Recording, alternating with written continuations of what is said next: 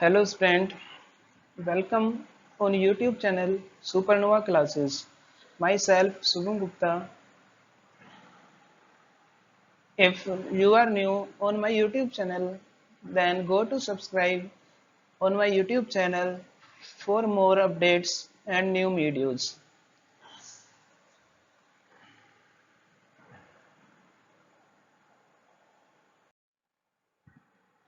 Today we will discuss physics of class 12th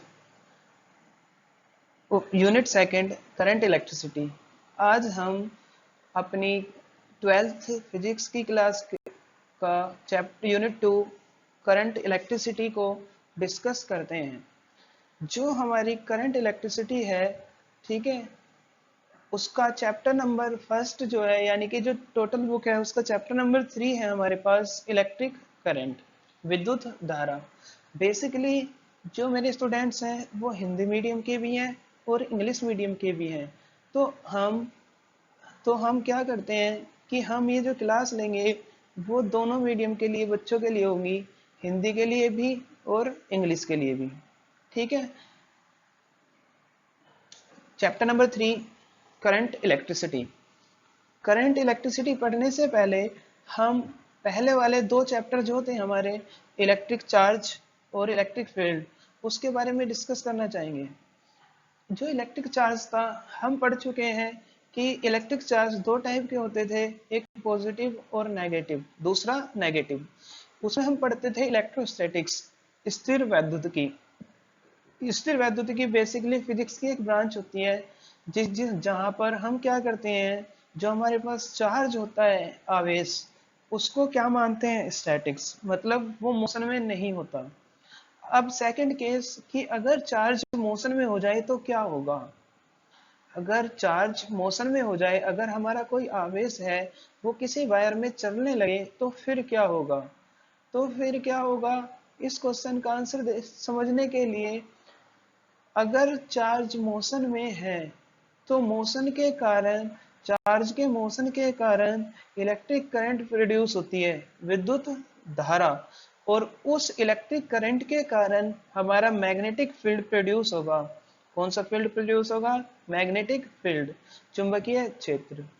वैद्युत क्षेत्र और चुंबकीय क्षेत्र, इलेक्ट्रिक फील्ड और मैग्नेटिक फील्ड, दोनों में क्या डिफरेंस है।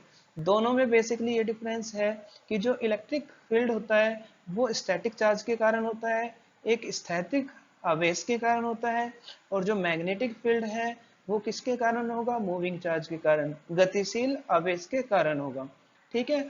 तो उससे पढ़ने से पहले अब हम क्या करते हैं कि जो हमारा आज जो इस चैप्टर है, चैप्टर नंबर 3 इलेक्ट्रिक करंट, जो इलेक्ट्रिक करंट में हम टॉपिक डिस्कस करेंगे वो बेसिकली क्या क्या होंगे। सबसे पहले तो होगा इंट्रोडक्शन। ठीक है, क्या होगा, सबसे पहले इंट्रोडक्शन। हम चैप्टर का क्या पढ़ते हैं, इंट्रोडक्शन पढ़ते हैं। उसके बाद हम पढ़ते हैं अबाउट इलेक्ट्रिक करंट, जो हमारा इलेक्ट्रिक करंट है उसके बारे में जानेंगे कि इलेक्ट्रिक करंट क्या होती है। ठीक है, ये फिर उसके बाद उसको पढ़ते हैं मेजरमेंट, कि इलेक्ट्रिक करंट जो है उसका मेजरमेंट किस तरह से किया जाएगा। उसके बाद यूनिट ऑफ इलेक्ट्रिक करंट, जो हमारा इलेक्ट्रिक करंट होगा उसकी क्या यूनिट होगी। और उसके बाद लास्ट टॉपिक इस वीडियो में हम देखते हैं डेफिनेशन ऑफ 1 कूलम्ब, जो हमारे पास 1 कूलम्ब है उसकी क्या डेफिनेशन होगी। ठीक है, तो आइए स्टार्ट करते हैं हमारा चैप्टर नंबर 3 इलेक्ट्रिक। ठीक है, इसका फर्स्ट टॉपिक जो चैप्टर है हमारा 3 इलेक्ट्रिक करंट, विद्युत धारा, उसका फर्स्ट टॉपिक भी क्या है, इलेक्ट्रिक करंट है। इलेक्ट्रिक करंट क्या होगा कि हम एक एग्जांपल के साथ स्टार्ट करना चाहेंगे। हमारे घर जो है, घरों के ऊपर सभी के टंकी रखी होती है। ठीक है, क्या रखी होती है, टंकी। उस टंकी में क्या फिल होता है, पानी। क्या फिल होगा, पानी।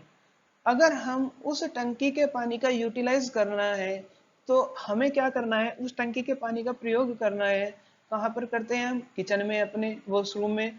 ठीक है, इस तरह से अगर हमें यूटिलाइज करना है तो हम क्या लगाते हैं, हमें पाइप लगाने होते हैं। उस पाइप के थ्रू पानी आएगा और आकर हम उस पानी का क्या कर सकते हैं, यूटिलाइज कर सकते हैं। और वो पानी कहाँ से आएगा, टंकी से। इसी तरह से इससे पहले वाले चैप्टर नंबर 2 में हम कैपेसिटर के बारे में पढ़ चुके हैं। कैपेसिटर यानी कि संधारित्र। संधारित्र बेसिकली क्या होता है? एक ऐसा डिवाइस है, संधारित्र एक ऐसा डिवाइस है जिसकी सहायता से, which is used to store a charge, जो किसी आवेश को क्या करने के लिए, स्टोर करने के लिए, संचय करने के लिए यूज किया जाता है। ठीक है, तो कैपेसिटर जो है, संधारित्र बेसिकली एक ऐसा डिवाइस है जो चार्ज को स्टोर करने के लिए यूज किया जाएगा। अब उस चार्ज को हम स्टोर करके रख तो सकते नहीं, हमें उसका कुछ ना कुछ तो यूटिलाइज करना ही है। तो यूटिलाइज करने के लिए, जहाँ जैसे टंकी में से पानी का यूटिलाइज करने के लिए हम पाइप डालते थे, उसी तरह से हम कैपेसिटर से चार्ज का यूज करने के लिए क्या करते हैं, वायर लगा देते हैं। उन वायर की सहायता से जो इलेक्ट्रिक चार्ज है वो आएगा, और इलेक्ट्रिक चार्ज जो फ्लो होगा किसी टाइम पर, हमने मान लिया कि 1 सेकंड में 1 कूलाम या कितना भी इलेक्ट्रिक चार्ज फ्लो हो रहा है, उसी को पर सेकंड जितना इलेक्ट्रिक चार्ज फ्लो होगा उसको क्या बोलते हैं, इलेक्ट्रिक करंट। क्या बोलते हैं हम उसे, इलेक्ट्रिक करंट। ठीक है, तो हम बात करते हैं इलेक्ट्रिक करंट की। द फ्लो ऑफ, हम यहाँ पर देखते हैं definition, the flow of electric charge in a unit time are called electric current. It is denoted by capital I. Its SI unit is coulomb per second और ampere. It is a scalar quantity. It is defined as electric current is equal to electric charge upon time interval. I is equal to Q upon T और I is equal to dQ upon dt। अगर हम विद्युत धारा की बात करें, जो flow of electric charge in unit time, 1 second में जितना इलेक्ट्रिक चार्ज 1 सेकंड में प्रवाहित होने वाली विद्युत आवेश की मात्रा को ही क्या बोलते हैं, विद्युत धारा। दोबारा से सुन लीजिए कि 1 सेकंड में किसी विद्युत परिपथ में प्रवाहित होने वाले विद्युत आवेश की मात्रा को ही क्या बोलते हैं, विद्युत धारा। जो विद्युत धारा है, it is denoted by capital आई। उसको किससे प्रदर्शित करते हैं, कैपिटल आई, या हम स्मॉल आई से भी कर सकते हैं। इट्स एसआई यूनिट इज, जो इसकी एसआई यूनिट होगी वो क्या होती है, कूलम पर सेकंड, या दूसरी एसआई यूनिट होती है एम्पियर। और मैं आपको बता दूं कि ये एक फंडामेंटल क्वांटिटी होती है, मूल राशि। क्या होती है, एक मूल राशि। ठीक है, it is a scalar quantity. ये कैसी क्वांटिटी होगी, स्केलर। इसके बारे में हम आगे पढ़ेंगे कि स्केलर क्यों होती है। ठीक है, कैसी क्वांटिटी है ये, scalar. It is defined as, किस तरह से डिफाइंड होगी, I is equal to q upon t. इसका फॉर्मूला है I is equal to q, q क्या है यहाँ पर, चार्ज, और टी क्या है, टाइम। और अगर वेरिएबल है तो क्या होगा, डिफरेंशियल फॉर्म की बात करें तो आई का फॉर्मूला होगा d q upon d t. I कितना होगा हमारा, d q upon d t. ठीक है, तो हम क्या कर सकते हैं, ये डेफिनेशन याद कर सकते हैं इलेक्ट्रिक करंट की। तो इलेक्ट्रिक करंट की डेफिनेशन होगी जो हमारा चार्ज फ्लो होगा पर यूनिट टाइम में। ठीक है, उसके बाद हम बात करते हैं जो टाइप्स होंगे इलेक्ट्रिक करंट के, वो किस किस तरह से होते हैं। अगर ये ग्राफ बनाए आई और वी के बीच, ये आई और वी के बीच ग्राफ है, और यहाँ पर क्या है, टाइम है। ऐसी करंट जिसका मैग्नीट्यूड और डायरेक्शन टाइम के रेस्पेक्ट में क्या रहे, कांस्टेंट रहे, जिसका क्या मैग्नीट्यूड और डायरेक्शन टाइम के रेस्पेक्ट में क्या रहे, कांस्टेंट। जैसे कि ये रेड है, ये वाला, इसको बोलते हैं हम कौन सी करंट, डायरेक्ट करंट। ठीक है, कौन सी करंट बोलते हैं इसको, डायरेक्ट करंट। तो ये जो हमारी लाल रिप्रेजेंट कर रही है, ये रेड, ये कलर ये कौन सी है, डायरेक्ट करंट, जिसको हम बोलते हैं डीसी। क्या बोलते हैं, डीसी। ऐसी करंट जिसका मैग्नीट्यूड टाइम के रेस्पेक्ट में चेंज होता रहे और लगातार वेरिएबल मतलब चेंज होता रहे, उसको बोलते हैं हम वेरिएबल करंट। ये वाली पर्पल कलर में ये कौन सी है, वेरिएबल करंट, ये रही हमारी वेरिएबल करंट। उसके बाद हम बात करते हैं क्या, उसके बाद बात करते हैं हम किसकी, पल्सेटिंग। ऐसी करंट जो पल्सेस के फॉर्म में होती है, स्पंदों के फॉर्म में होती है, उसको बोलते हैं पल्सेटिंग करंट। ये हमारी पल्सेटिंग करंट। और लास्ट टाइम हम पढ़ते हैं किसके बारे में, अल्टरनेटिंग करंट के। जो अल्टरनेटिंग करंट होती है जिसको हम शॉर्ट में बोलते हैं एसी, जो हमारे ट्रांसफार्मर वगैरह से मिलती है एसी, वो ये करंट है। ये हमेशा टाइम के रेस्पेक्ट में इसका मैग्नीट्यूड और डायरेक्शन हमेशा टाइम के रेस्पेक्ट में इस तरह से चेंज होगा। और ये ग्राफ शो करता है हमारा किसका, साइन का, किसका, साइन। ठीक है, तो करंट हम यहाँ पर देख चुके हैं कौन कौन सी करंट होगी। एक तो हमारे पास होगी डायरेक्ट करंट डीसी, एक हमारे पास होगी अल्टरनेटिंग करंट जिसको हम पढ़ते हैं एसी, ये चैप्टर नंबर 8 में स्टडी करेंगे हम, सॉरी चैप्टर नंबर 7 में। ठीक है, उसके बाद पल्सेटिंग करंट, और एक है हमारे पास कौन सी करंट, वेरिएबल करंट। ठीक है, आइए आगे देखते हैं।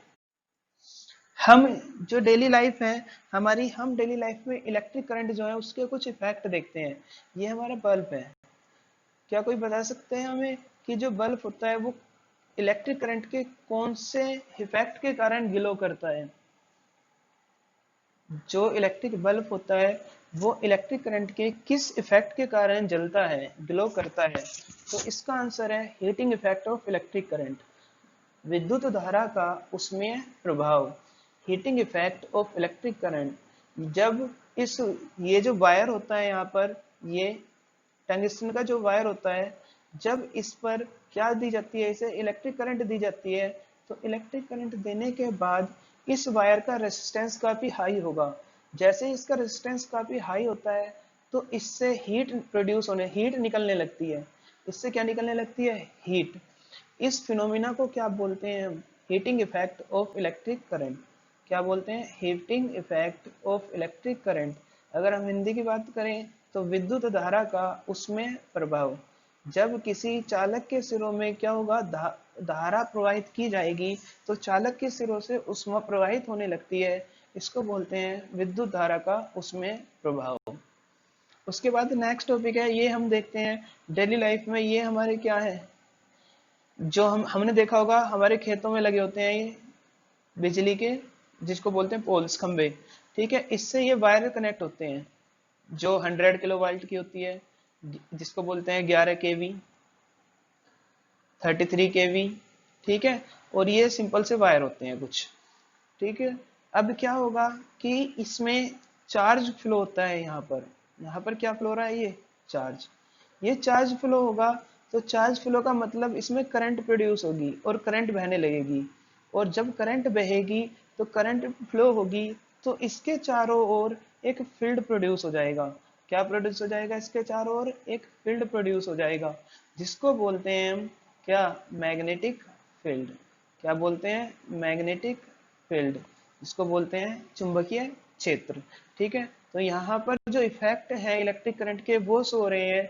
ये कौन सा इफेक्ट है, heating effect of electric current, विद्युत धारा का उसमें प्रभाव। और ये कौन सा है, मैग्नेटिक फील्ड।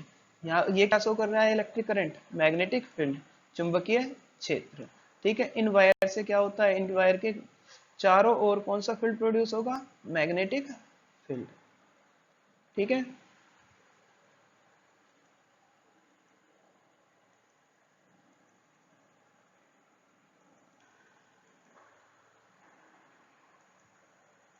स्टैटिक चार्ज के कारण इलेक्ट्रिक फील्ड, मूविंग चार्ज के कारण मैग्नेटिक फील्ड। हम याद रख सकते हैं इसे और समझ भी सकते हैं।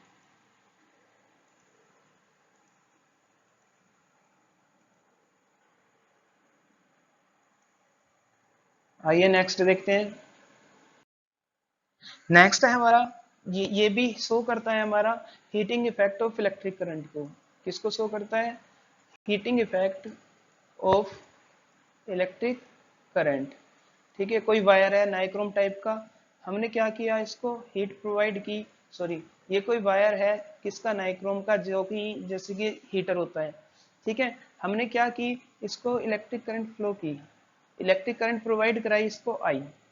जैसे इलेक्ट्रिक करंट प्रोवाइड कराएंगे तो ये क्या होने लगा, इसका रेजिस्टेंस इतना हाई होगा कि इससे हीट फ्लो होने लगेगी, हीट बाहर की तरफ आने लगेगी।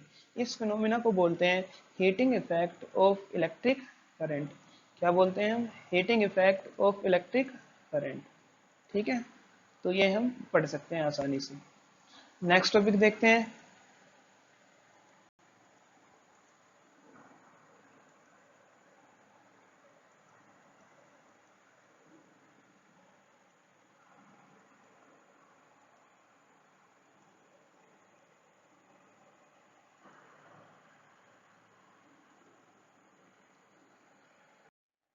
नेक्स्ट टॉपिक है current is a scalar not vector quantity.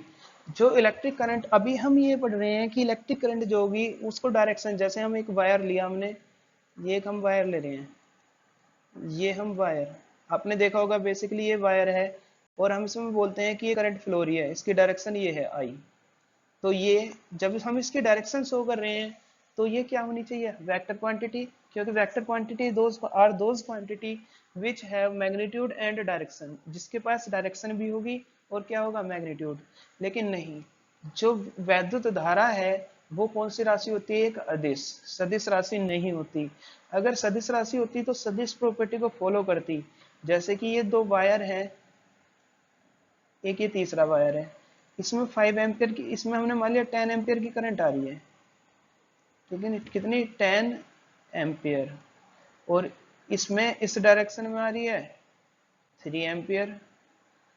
अब वेक्टर एडिशन, अगर ये वेक्टर एडिशन को फॉलो करती सदिश योग को, तो सदिश योग को फॉलो करने का मतलब ये है कि ये 10 है ये 3 है, दोनों की डायरेक्शन एक दूसरे के अपोजिट है, तो यहाँ पर जो हमें करंट मिलती वो मिलती 7 एम्पियर या -7 एम्पियर। लेकिन ये 7 एम्पियर नहीं मिलती, कितनी नहीं मिलती, 7 एम्पियर नहीं मिलती, जबकि इन दोनों का सम हमें मिलता है 10 एम्पियर और 3 एम्पियर, यहाँ पर हमें मिलती है 11 एम्पियर। कितनी मिलती है, 11 एम्पियर। इसलिए ये क्या है, रोंग है, और ये क्या है, 11 एम्पियर राइट। इसलिए हम कह सकते हैं कि जो हमारा इलेक्ट्रिक करंट होता है वो इलेक्ट्रिक करंट हमारी कैसी क्वांटिटी है, एक वेक्टर सॉरी स्केलर क्वांटिटी। कैसी क्वांटिटी होती है, स्केलर क्वांटिटी, ठीक है, जिसको हिंदी में बोलते हैं अदिश राशि, नोट सदिश राशि। कौन सी है, अदिश राशि। ये हमें याद रखना है कि जो विद्युत धारा है वो कैसी राशि होती है, कैसी, अदिश राशि, ठीक है। उसके बाद नेक्स्ट टॉपिक करते हैं।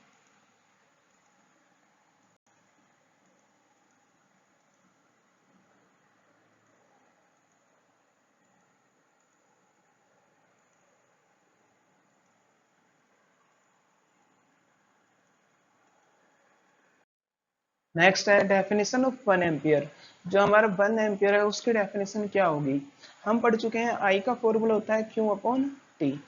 If q is equal to 1 coulomb, अगर क्यू की वैल्यू हम 1 कूलम ले, स्मॉल या कैपिटल ले सकते हैं हम, कोई दिक्कत नहीं है इसमें, ठीक है, और टी कितना ले, 1 सेकेंड, तो आई कितना होगा 1 एम्पियर, ये भी 1 ये भी 1, और 1 अपॉन 1 कितना बनेगा, 1 ही आएगा, ठीक है। इसका मतलब ये होगा कि अगर किसी वायर से एक सेकंड में 1 कूलम्ब चार्ज फ्लो हो तो उसमें बहने वाली जो धारा होगी वो कितनी होगी, 1 ampere. That is if 1 coulomb charge is passing through a conductor in 1 second या per second, then the current flow through it are called, क्या कहलाएगी, 1 एम्पियर। अगर किसी कंडक्टर में 1 सेकेंड में 1 कूलम्ब चार्ज फ्लो हो रहा है तो जो करंट फ्लो होगी वो कहलाएगी हमारी कितनी, 1 एम्पियर। कितनी कहलाएगी, 1 एम्पियर, ठीक है। नेक्स्ट देखते हैं, ठीक है। अगर आपको हमारी ये वीडियो पसंद आई हो तो सब्सक्राइब कर सकते हैं यूट्यूब चैनल पर, ठीक है। नेक्स्ट क्लासेस में पढ़ते हैं आगे का topic. Thank you for watching.